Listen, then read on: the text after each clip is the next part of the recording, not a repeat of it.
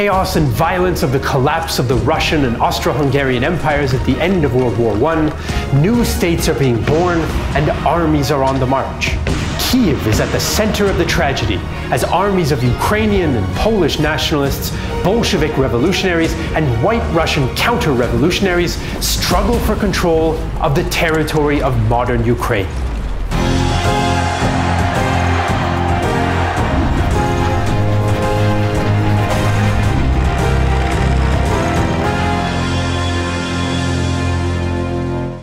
In the late 19th century, the territory of modern-day Ukraine was divided between the Austrian and Russian empires. Its inhabitants spoke many languages, including Ukrainian, Russian, Polish, German, Yiddish, Tatar, and others. Throughout the 19th century, Ukrainian speakers came under pressure to adopt other languages like Russian, Polish, or German, especially since higher education and career advancement were often only available in those languages. Most Ukrainian speakers didn't play leading roles in the bureaucracy or politics of either empire. The majority were peasants who worked the land, which was mostly owned by Polish or Russian landlords, or Polonized or Russified Ukrainian landlords. On the Russian-controlled side, most people in cities like Kiev and Kharkiv spoke Russian, which in some cases did not necessarily mean that they considered themselves to be ethnic Russians, since in Central and Eastern Europe, language was not the only factor in national identity. As in many other parts of Eastern Europe, a Ukrainian nationalist movement began to gather strength in the 19th century. Poets like Taras Shevchenko and Ivan Franko, historian Mikhailo Hrushevsky, and the Greek Catholic Church all contributed to the growing sense of modern Ukrainian identity. Hrushevsky in particular developed a historical narrative of a Ukrainian national history dating back to the medieval Kievan Rus, in opposition to the Russian claim that Russia had inherited the historical continuity from that medieval state. There were obstacles for Ukrainian nationalists, though. Many peasants were illiterate, the concept of modern nation-states was new to them, and the Russian Empire suppressed the Ukrainian language since the authorities worried that a Ukrainian identity might turn people against the Tsar. The 1876 Ems Ukaz was a secret decree that banned new publications, public performances, or the import of works in the Ukrainian language, and many Russian thinkers considered Ukrainians to simply be, as they put it, Little Russians. In late 19th century Austria-Hungary, on the other hand, authorities allowed Ukrainian to be used in public life and the education system. Only after the 1905 revolution did Russian authorities allow some limited freedom for Ukrainian expression, which helped spur an independence movement and a national revival. By 1907, journalist Wilhelm Feldman commented on the phenomenon. The 20th century has seen so many nations rise from the ashes, but there are few cases of rebirth so rapid and energetic as that of the Ukrainians of Austria. Their unexpected and vigorous growth is mostly the result of self-help and hard-fought gains. The Ukrainian independence movement was small but growing when two events changed its course in 1914. In March 1914, the Tsarist government refused permissions for Ukrainians to celebrate the centenary of the birth of Ukrainian nationalist poet Taras Shevchenko. This caused an increase in national feeling amongst the Ukrainians. The other event, of course, of 1914 to impact Ukrainian desires for national determination was the outbreak of the First World War. Modern Ukrainian territory, especially then Austrian Galicia, suffered terribly from the fighting in 1914 and 1915. Ukrainians fought on both sides, and 28,000 volunteered for the Austro-Hungarian army. But both empires feared that Ukrainians might be loyal to the other side. Austrian authorities suspected Ukrainians of spying for the Russians, so they interned tens of thousands in camps and executed many thousands more. At the same time, Austria-Hungary tried to drum up anti-Russian feelings among the Ukrainians inside the Russian Empire, and supported the creation of the Union for the Liberation of Ukraine. The Russians further clamped down on the use of the Ukrainian language and cultural institutions. As the war went on, Russian dissidents like Vladimir Lenin paid close attention to the aspirations of minority groups like the Ukrainians. Lenin felt that they might help bring down the Hadist Tsarist system, but he still believed that Ukraine should remain a part of a single Russian political and economic unit. Still, before the February 1917 revolution, he firmly saw any minority movements as potential allies. We would be very poor revolutionaries if, in a great liberating war of the proletariat for socialism, we were unable to utilize every national movement against separate negative forms of imperialism in order to sharpen and broaden the crisis. In reality, Lenin knew little about Ukrainian affairs and assumed, as did many other Russian intellectuals of all political stripes, that Ukrainians felt attached to so-called superior Russian culture and economic might. When the February Revolution in 1917 replaced the Tsar with a weak Russian republic, Ukrainian nationalist groups saw their chance for an independent Ukraine. On March 17, 1917, the day after the Tsar's abdication, the Society of Ukrainian Progressives announced the creation of their own governing council, the Central Rada, chaired by Mikhailo Hrushevsky. The Rada's plan was to govern Ukraine as an autonomous member of a future Russian federal system, which did not yet exist and was not in the plans of the new Russian government in St. Petersburg. Instead, the Russian government suggested autonomous administration for Ukraine that excluded the industrial regions of Donbass and the Black Sea coast. The Rada rejected the proposal and announced their intention to pass their own laws. Let Ukraine be free, without separating themselves entirely from Russia, without severing connections with the Russian state. Let the Ukrainian people in their own land have the right to order their own lives.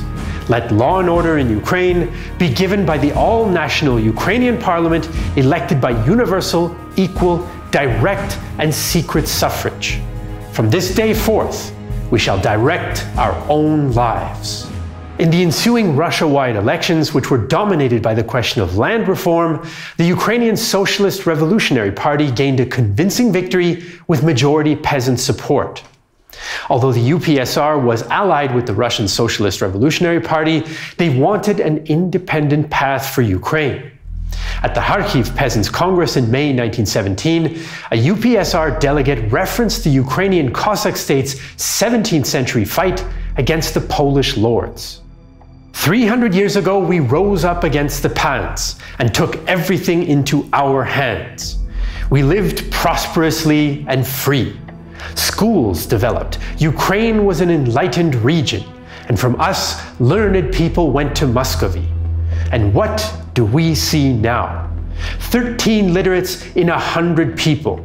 We have not gone forward, but backward. Ukraine needs Ukrainian schools. The Ukrainian language has to enter the middle schools and universities. Ukraine ought to govern itself, to conduct its own business with its own Rada in Kiev.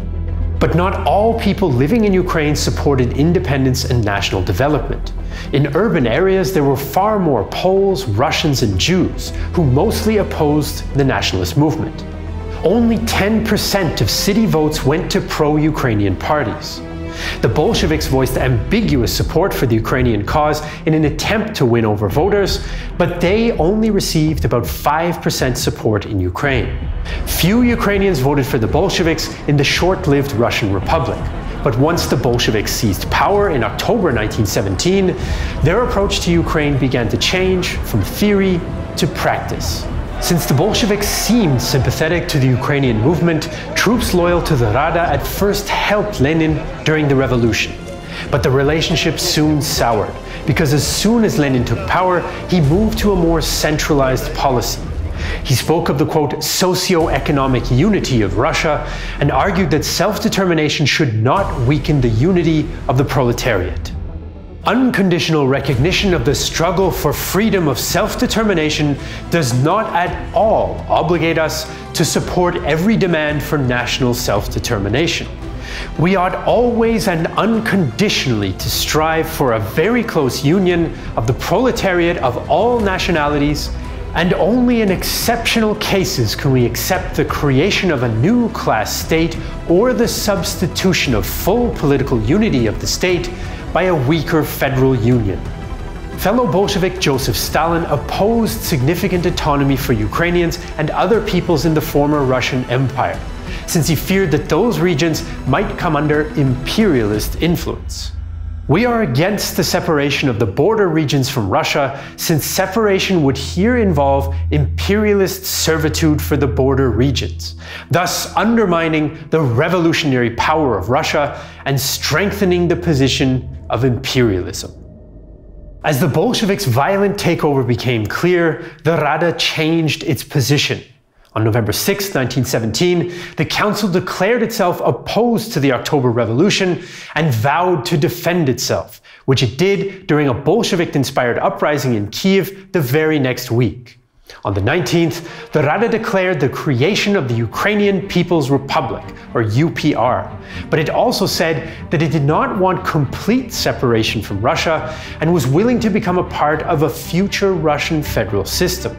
Still, it minted its own currency and flew its own blue and yellow flag, although the colors were reversed compared to the modern version.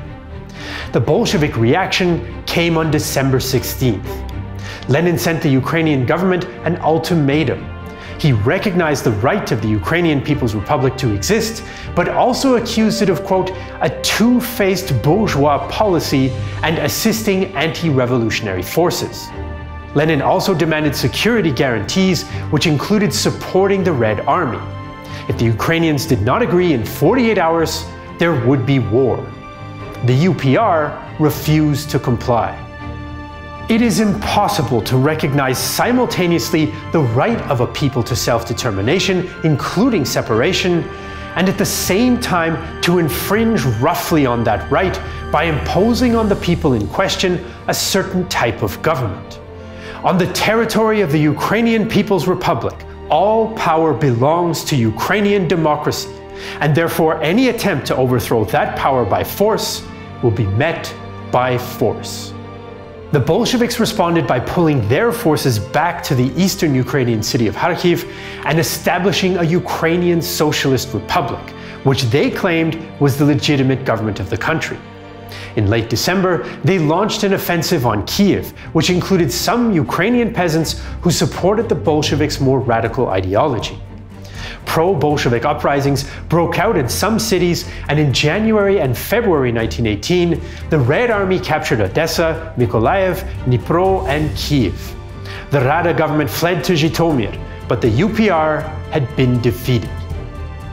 The creation of the UPR was a culmination of the Ukrainian nationalist dream, but it was also smart politics.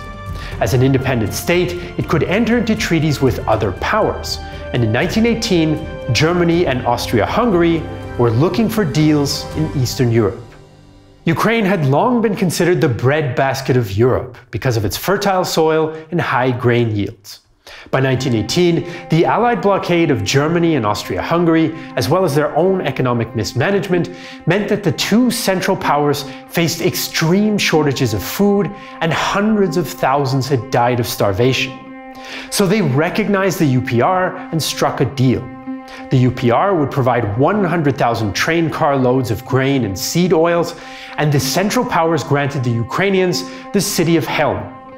Ukrainian speakers in Austria-Hungary also got improved language rights. But the so-called Bread Peace Treaty was signed the very day that the Red Army marched into Kiev, so the UPR was unable to hold up its end of the bargain. It had lost much of its territory to the Bolsheviks, and it didn't have enough trains and railroads to move so much grain. So the Germans and Austro-Hungarians marched into Ukraine on February 18th. Within a month, they'd cleared out the Bolsheviks, including from Kharkiv and the Donbass. They reinstated the Rada, but the Germans didn't like its socialist leanings, and the Austrians thought it was too slow in delivering the grain, so the Central Powers disbanded it in April. They replaced it with a puppet state called the Hetmanate, under Pavlo Skoropadsky. German leaders like General Erich Ludendorff were convinced that the aristocratic Skoropadsky would do their bidding. In Hetman Skoropadsky, we found a man with whom it was very easy to get along. Skoropadsky's regime promoted the Ukrainian language, but also reversed the Rada's land reforms and seized the peasants' grain to send to Germany. The Central Powers' occupation of the country also produced resistance. Numerous armed groups fought against the Central Powers and the Hetman's troops, including famous anarchist leader Nestor Makhno, whose Black Army controlled large parts of eastern Ukraine. When Germany surrendered to the Allies in November 1918, Skoropadsky's days were numbered. The most powerful political force in Ukraine now became the Directory, led by nationalists Volodymyr Vinichenko and Szymon Petlura. By December 1918, they'd rallied most of the peasantry and overthrew Skoropadsky. The Directory then reinstated the UPR and the Rada, but kept it more strictly under their control. So as the Great War came to an end, the Ukrainian People's Republic was created in Kiev for a second time. But meanwhile, other new states were also popping up in the region, which led to still more conflict. The collapse of the Russian Empire, Germany, and Austria-Hungary led to the emergence of a new Polish Republic and a second Ukrainian state, the West Ukrainian People's Republic. Both of these states claimed the linguistically and ethnically mixed former Austro-Hungarian province of East Galicia and its main city of Lemberg. In November 1918, street fighting between Polish and West Ukrainian nationalists in Lemberg escalated into the Ukrainian-Polish War of 1919. Poland was by far the stronger of the two states, all the more so because it enjoyed the support of the Allies in its war against Bolshevik Russia. The head of the Ukrainian delegation at the Paris Peace Conference, Arnold Mangolin, expressed his frustration. The Americans are as uninformed about Ukrainians as the average European is about numerous African tribes. With more numerous, better trained and better equipped Polish forces facing the Western Ukrainians, the WUPR asked the UPR for help, and on paper, the two Ukrainian republics united in 1919. In practice, they didn't cooperate, since the WUPR's main enemy was Poland and the UPR's main enemy was Bolshevik Russia. Since Poland was also fighting against Bolshevik Russia, the UPR was not in a hurry to join West Ukraine's war. By May 1919, Polish forces defeated the WUPR army and established control of East Galicia. The West Ukrainian state had been crushed by Poland in mid-1919.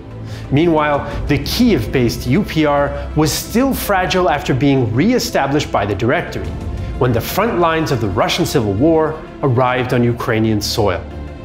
The Civil War tearing apart the former Russian Empire also saw numerous armed forces fighting in Ukraine, which turned into a primary battlefield for all sides.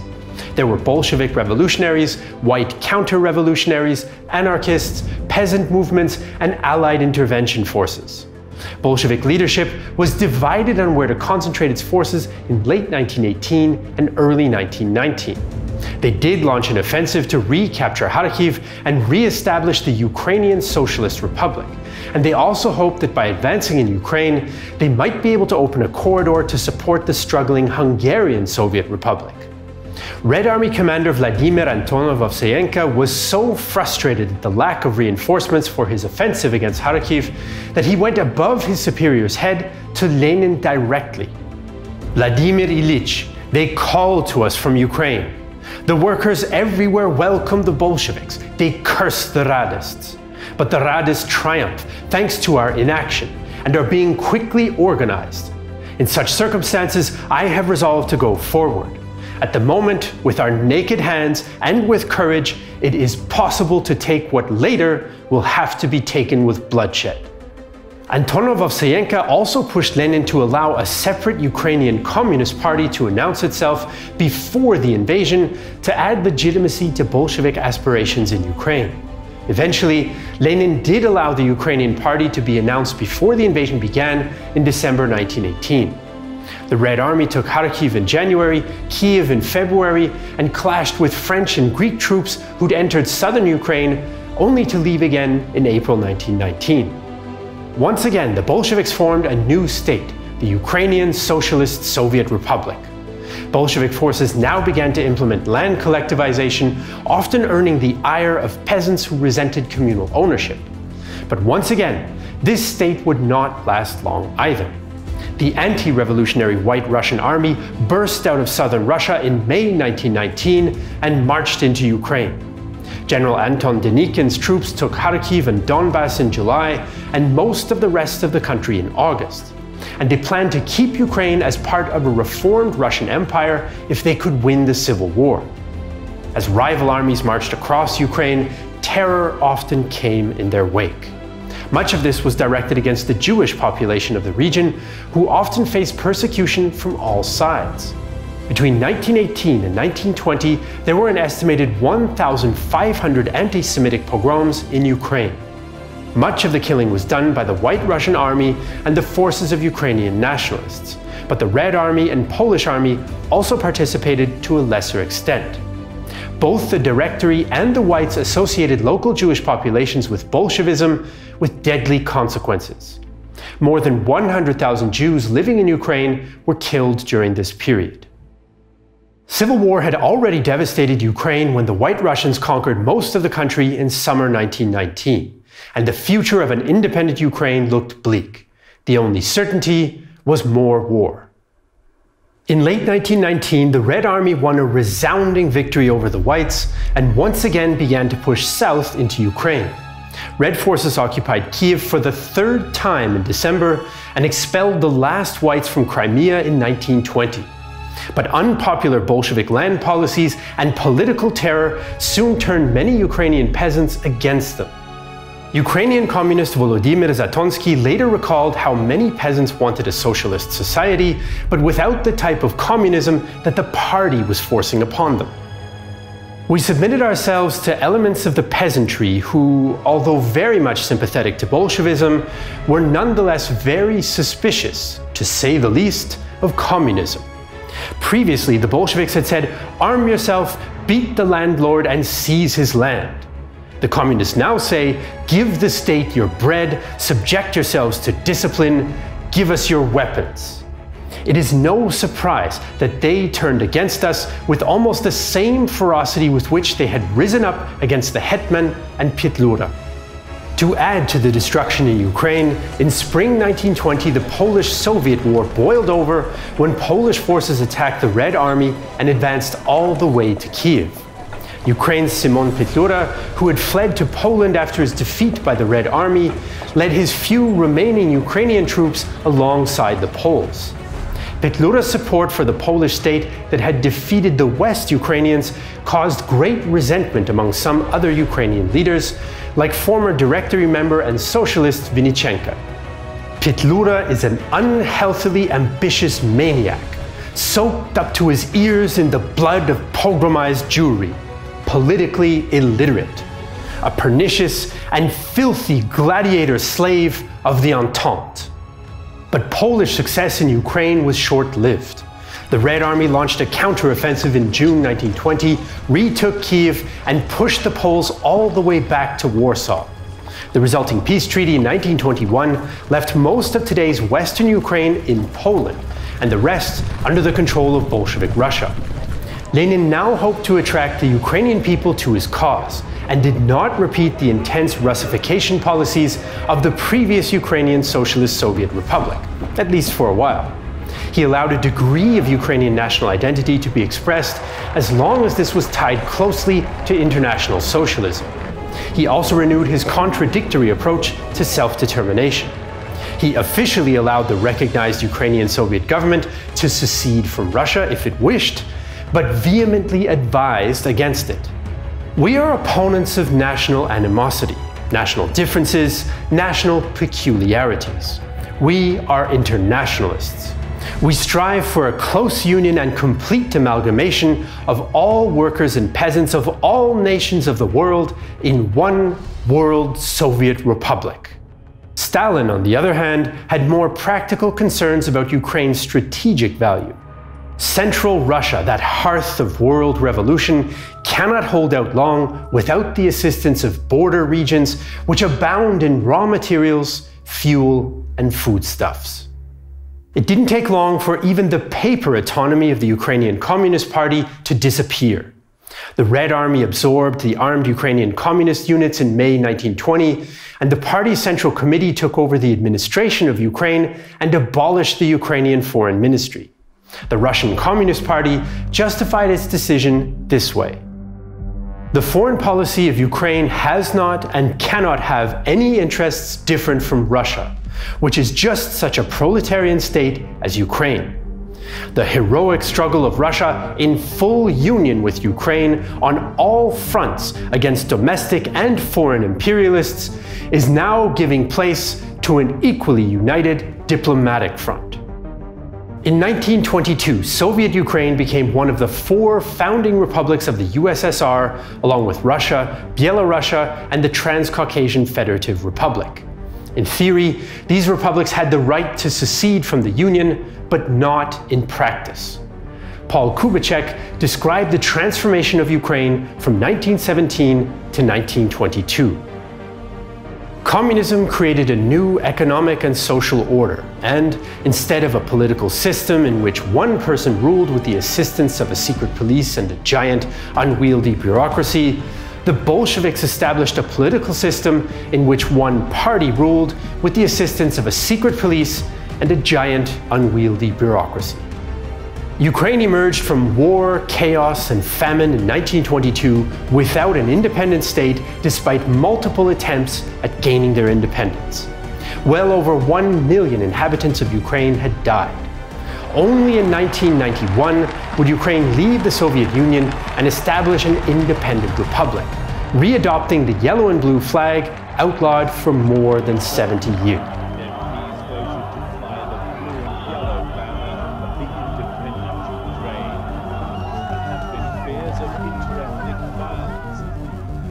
We hope you liked this overview of the complex history of Ukrainian independence that emerged and failed at the end of the First World War.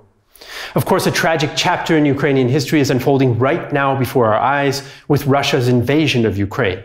And a distorted version of Ukraine's history has been used to try to justify it. Millions of people have been displaced by this war of aggression, and thousands have been injured or killed. If you want to support the victims of this war, we put together a list of charities and linked them in the pinned comment below this video. We want to thank Mark Newton for his help with this episode. You can find all the sources as well as a link to our Patreon page in the video description below. Я Jesse Alexander, а это Real Time History. YouTube канал, который говорит «Русский военный корабль, иди нахуй».